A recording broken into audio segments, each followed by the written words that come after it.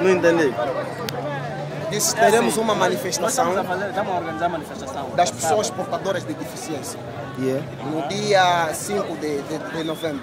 Vamos estar todas as pessoas portadoras de deficiência aqui, no 1º de maio, a pedir os direitos que estão consagrados na lei constitucional em relação à pessoa portadora de deficiência. Mas não queremos divulgar agora para não ter aquele impasse de alguém querer vir travar. Queremos só surpreender esta manifestação. No entanto, estamos a pedir também todas as pessoas, irmãos que estão fisicamente constituídos, podem vir solidarizar conosco, porque aquela é uma manifestação pública. Alguém sentir-se também dentro do problema da pessoa portadora de deficiência, pode vir também solidarizar conosco. Isso é que estamos a pretender fazer. Já temos um número suficiente das pessoas que Isso é que importa.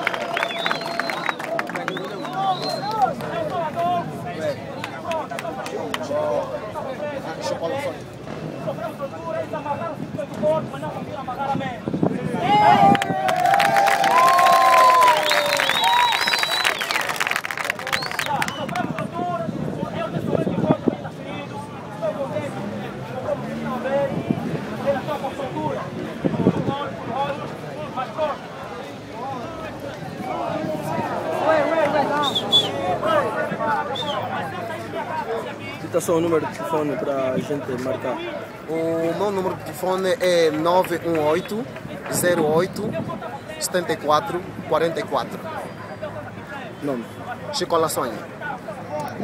921 78 92 53.